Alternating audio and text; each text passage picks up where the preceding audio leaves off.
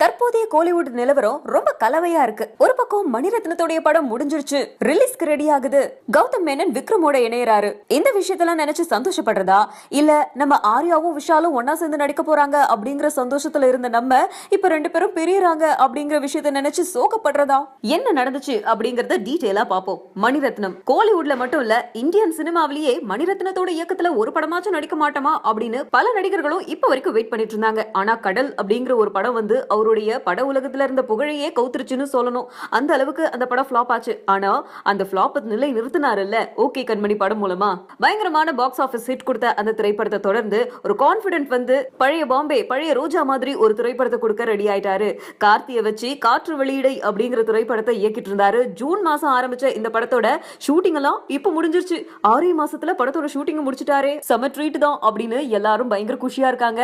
Last day shooting வேற selfie எடுத்து photo எல்லாம் வெளியிட்டு இருக்காரு மணிரத்னம். இந்த படத்தோட ஷூட்டிங் முடியறத நினைச்சு நம்ம சந்தோஷப்படுறதா, இல்ல இன்னொரு படத்தோட ஷூட்டிங் ஆரம்பிக்க போகுது அந்த விஷயம் வெளியாகி இருக்கு அதை நினைச்சு சந்தோஷப்படுறதா?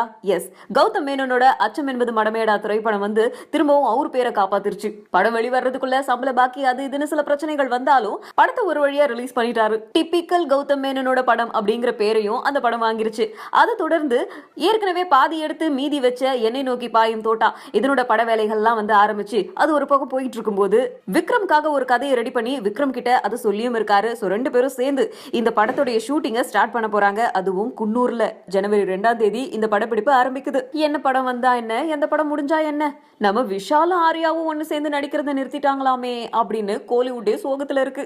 விஷால் அண்ட் ஆர்யா இவங்க ரெண்டு பேரோட முழுகாத ஃப்ரெண்ட்ஷிப்பை பார்த்து யார் கண்ணு வச்சாங்களோ தெரியல. ரெண்டு பேரும் ஒன்னா சேர்ந்து நடிக்க போறேன் அப்படின்னு சொன்ன ப்ராஜெக்ட்ல ஆர்யா வெளியில வந்துட்டாராம். இதுக்கு காரணம் ரெண்டு பேருக்கு ஏற்பட்ட மனக்கசப்பு அப்படின்னு சொல்றாங்க.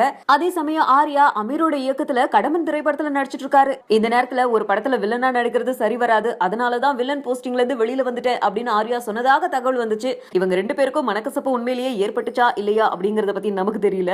ஆனா ஜவஹர் இயக்குற திரைப்படத்துல விஷாலும் ஆர்யாவும் ஒன்னா நடிப்பாங்க. விஷாலுக்கு வில்லனா ஆர்யா நடிக்க போறாரு அப்படிங்கிற பேச்சு அடிபட்டு வந்தது. அதுல இருந்து இப்போ ஆர்யா ஸ்டெப் அவுட் ஆயிட்டாரு. அந்த விஷயம் தான் இப்போ வெளியாகி இருக்கு.